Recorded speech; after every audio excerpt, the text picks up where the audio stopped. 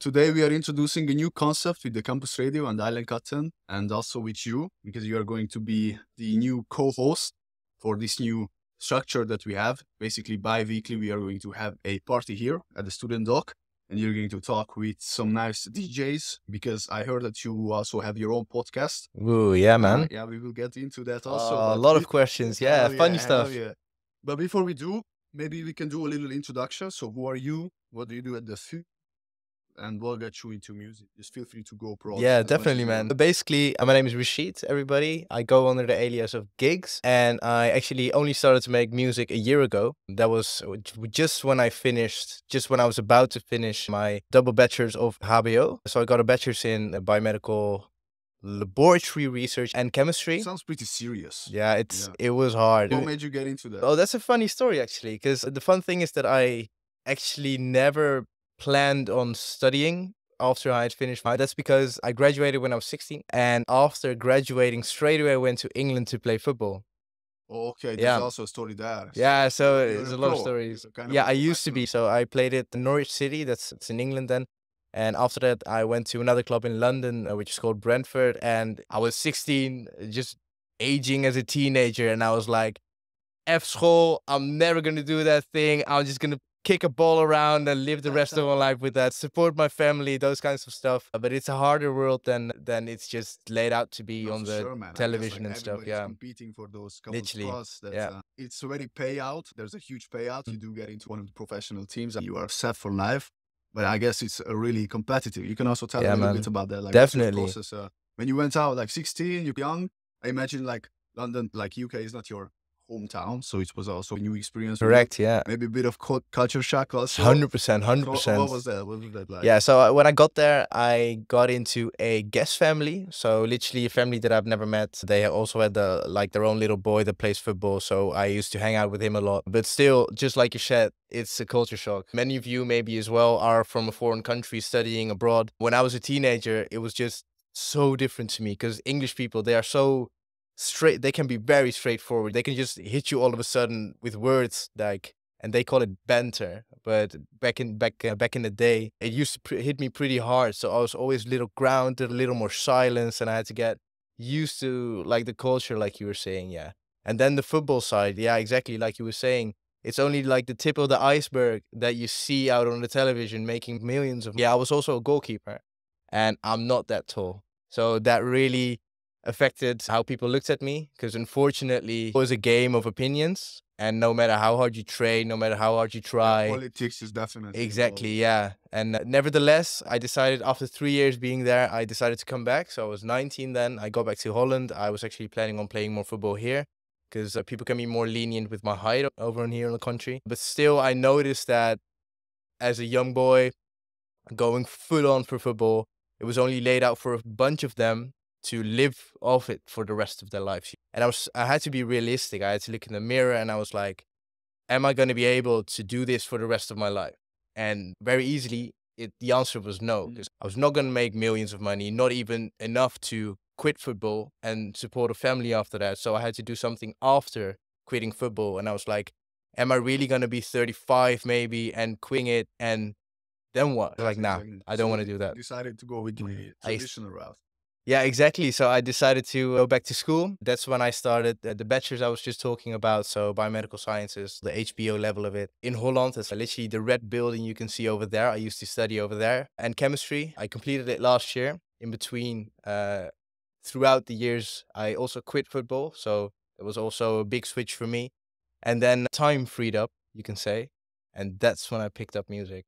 Okay, yeah. I see. And I think you can channel this like competitive and discipline kind of that you had in football into making music and producing. Maybe that's why you're like already, because Thomas is saying that you're a prodigy in DMB, so maybe that's why. Yeah, that is very nice of you to say. I don't want to say that about myself, of course. It's very strange, but I only started a year ago, and definitely the discipline and the hard work that you're talking about, I took that along with me to school, basically. So I did a double bachelor's there, and like I was telling, football is a game of opinions. No matter how hard you work, people are still going to judge you off of something.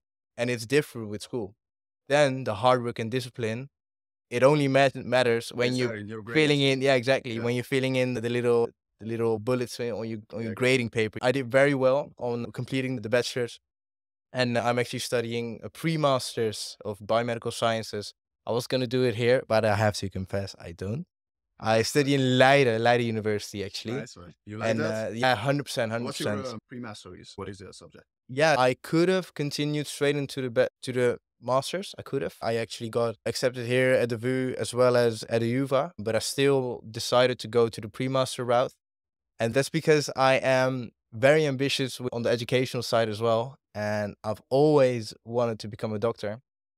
But when I started football, I was like, that's never going to happen. But throughout the years, I really noticed that I am able to study. If I do the work, then I can do it. When I finished the HBO studies, I was actually thinking of going straight to the master's and then to study medicine as well.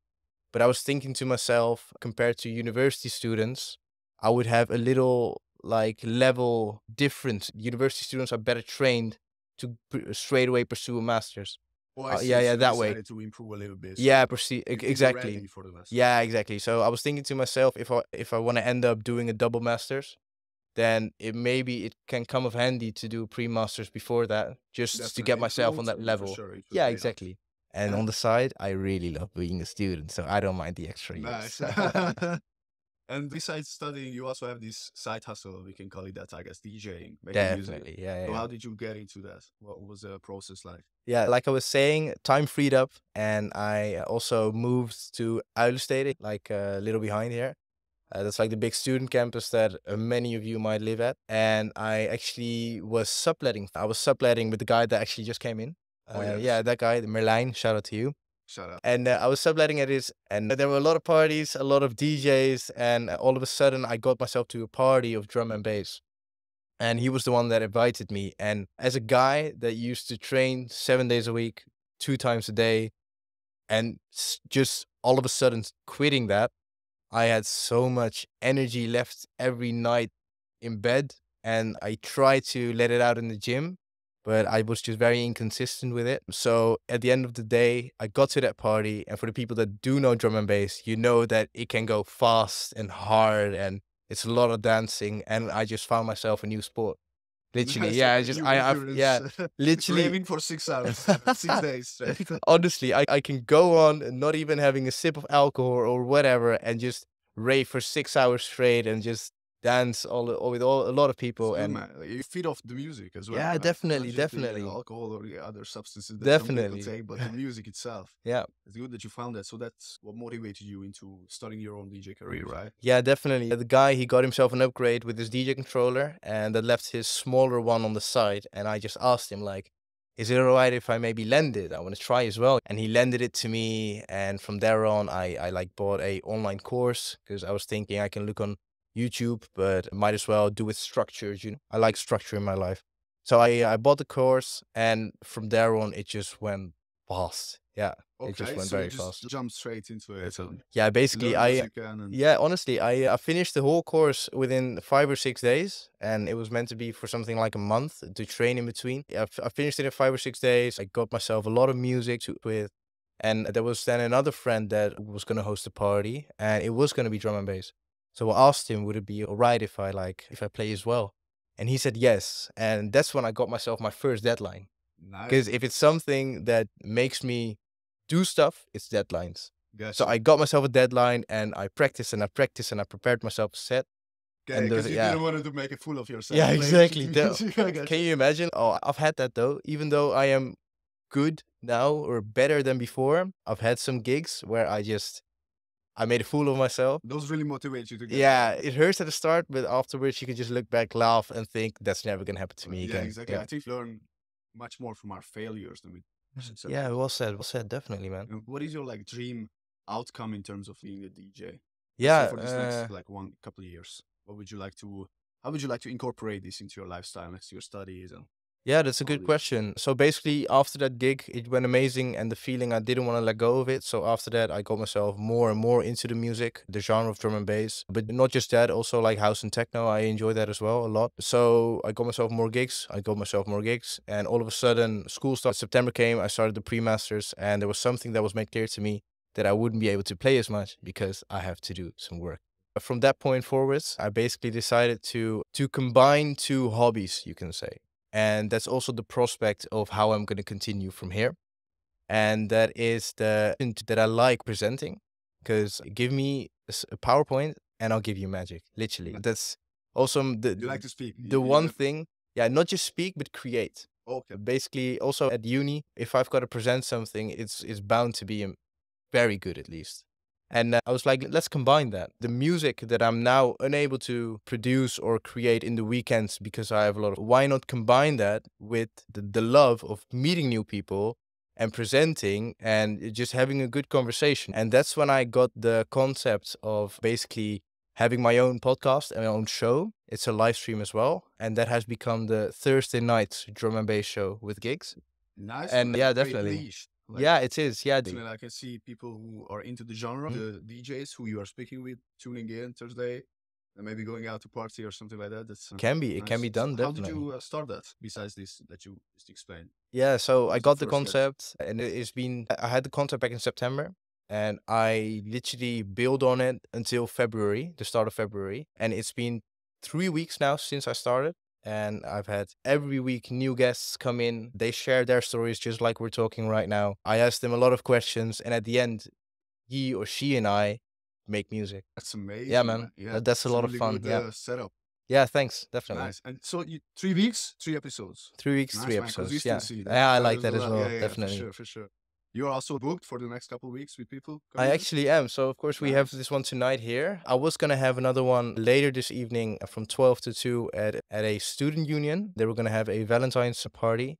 But Awesome. unfortunately, not a lot of tickets were sold, so that one is going to get rescheduled. But next week, I have another student union. And the week after that, there is a huge drum and bass gig going to come up. Bubblers, we're coming for you as well. And it's just going on from here. We're just making music, Nice, meeting man. new people, Yeah. and exactly. I think you, like from what you told me, you really incorporated this into your day to day Yep. next to the studies. So I think this is pretty relevant for people who might be thinking of starting something, but they think that they don't have the time. Yeah. So how do you manage your time? What are the systems that you have for that? Because you said that you like structure in your day. Yeah, so that's I imagine correct. you have something. Yeah, now it might get very weird, and people might think it's not the right way, but it really works for me. And I know it's scientifically proven to work for others as well, and that it's okay to do. So because I do this much, because I also work on the side, I've got what's it called, a student job at Albert Heijn. I have that as well. And so what I do is for 3 nights a week,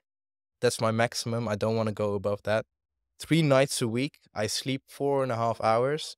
And when I wake up that day, I have 3 naps of 20 minutes throughout the day. That's crazy. I Yeah, never it's heard big. about that. Yeah, it's And it works. it works. Like for Okay. me, the difference, it's incredible. Because in general, I'm a night person. My most focused hours and the times that I get stuff done, that's always, why would I? And I've done that a long time, literally for 4 years studying now, actually. Why would I go to sleep at 12 when I know for a fact that around that time, my peak productivity starts? And so what happened basically is that now on, what I do in one night is what I haven't even done in a week if I don't do it. Okay. It's crazy. So you My can really productivity. condense. Yeah. Okay, I It's see what you insane. Yeah, man. in terms of creating music, or what do you do? Also, yeah, Studying, yeah. all the things that you Yeah. looking for. I plan my day based on because I got to know myself throughout the years. Let's put it that way. I have noticed when I'm good with the focus with my brain. I noticed when I lack the energy or the focus throughout the day. So, for example, what I do now is that literally throughout the day, I go to the gym in the morning. That's also the time where I perform the best in the gym. Wise. After that, I get home, I take a nap, if there's the day off at least. And from there on, all the practical stuff, like the DJ stuff, getting new music, preparing the show, or those kinds of stuff, I do during the midday. Then I have dinner, and when the night strikes, I grind all the stuff for the uni out. Yeah. Yeah. Whatever works for you, right? Yeah, it is. Everybody is different. So I think productivity, you have to find your own Way around it. Yeah, man. for Definitely. sure. Yeah. Let's do a couple of quick fire questions. Yeah, go on. Try to answer these like in one sentence or as short as possible. Yes, Right? okay, So yeah. what's your life philosophy? Life philosophy. Oh, I have too many. The one that's most important, I think, is aim for the stars, settle for a skyscraper. Yeah. All right. And who's your idol? who do you look up to in your life? Basically, also people who you don't have contact, but can also be. Yeah, definitely my mom. Did you learn from her? I didn't know it before because she was very young when she got us, but especially throughout the last few years, she has been working a lot. And I've noticed that the way she works and is getting herself to climb the ladder that she's on, that's crazy. And I've noticed that the discipline and the hard work that I have, I got that from her. Yeah, Nice, definitely. Yeah. Awesome. And who's your favorite DJ? Yeah, I've got two actually. AMC, that's also a drum and bass DJ. That guy is crazy. What he does behind the decks, it's technically so incredibly good. Yeah, it's insane. That's one of them at least. And the other one is Alex Perez. That's also my favorite producer, by the way, that makes music. And he looks so chilled always. It looks like he's doing not a lot, but he's doing so many stuff and getting people flexed in from wherever they are. Whether you're walking like kilometer away, you'll join in because the vibes is crazy. He can create such a vibe around him. That's nice, man. You find inspiration in them? You try to copy what they do or to make it your own or something? Yeah, definitely. Not necessarily copy, but especially learn. Like when I watch their sets, I'm always like, "Ooh, how do they do it? How do they make it work? What do they incorporate within their sets?" Because technical side, how you DJ, that's one thing, but the other one is also choosing your tracks. You can't just make all kinds of effects and expect people to like it, but go from a high energy song to a low energy song and not have people like, wait, what just happened? That's very Yeah, important. you're like an orchestrator. Yeah, well said. Yeah, man. And who's your favorite person to go to a rave with? Why? And you have to tell us something else. Okay. Oh, I've got to tell a story as well. Oh, that's a funny one. Yeah, I have to say my girlfriend, definitely. Yeah, my girlfriend is a raver as well. She wasn't when we got together, but then again, I wasn't either. So we got into it together. She And probably wouldn't be jealous if you see somebody. she probably would have. So I'll tell you the real one later after the show. No, Dixie, I love you, girl. Definitely her. The vibes and the energy that we have together, how we are together in public, not just hugging each other every time, but also allowing ourselves space and time to be free around. I really like that when going to raves or parties together. Nice, And that's at the a end, lot of energy. yeah. And yeah. what's the story with her?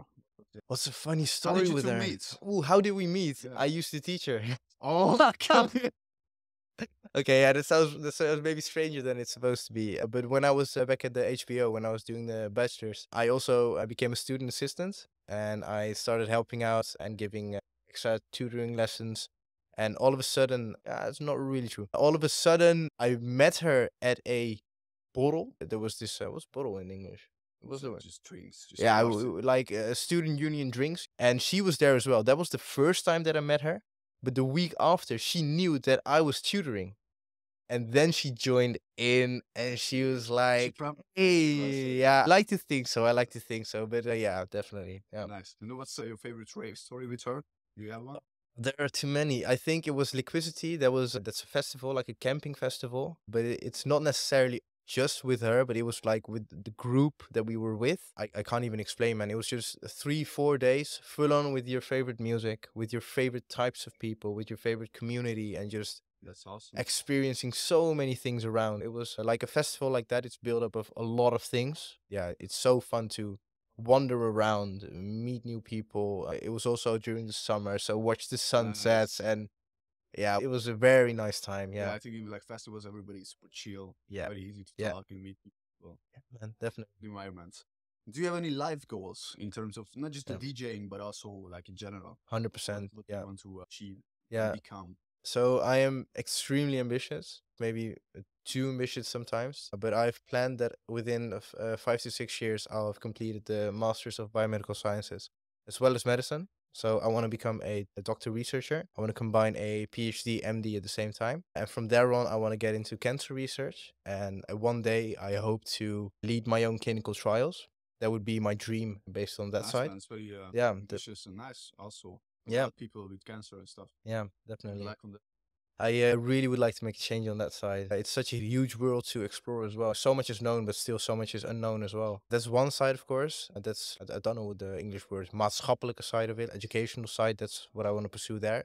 And then we've got the music now as well. I never thought that I would be into music this much. You watch my Instagram, which is gigs.music, then I literally put in the bio, scientist by day, DJ at Nice. night. So that's probably gonna be me. Yeah, That's just curing fantastic. cancer by day and raving in the evening. That's a good background. That's a So good prospect.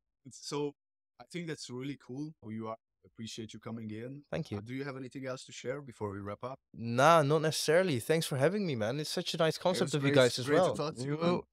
And Thanks, thank you for man. coming in. Definitely. And I'm excited also to listening for the upcoming episodes, what you are going to host. Because I think if you combine that with your own podcast that you already have, that's going to be a really powerful way also for you to grow an audience and Yeah. get more reach, get more for your personality and also your music. Yeah, definitely. Like I said, it's just me pursuing my hobbies, man. Awesome. Good way to put it. All right, guys. Thank you for tuning in. We'll see you in the next one.